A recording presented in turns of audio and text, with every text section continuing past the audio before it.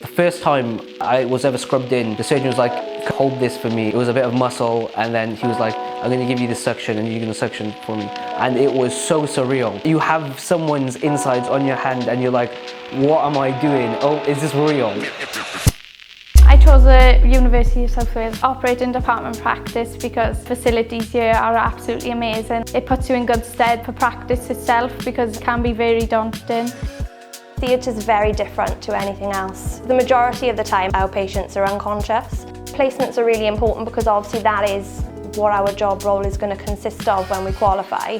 Working with real patients and being able to gain opportunities in different specialities of surgery, we've learned so much.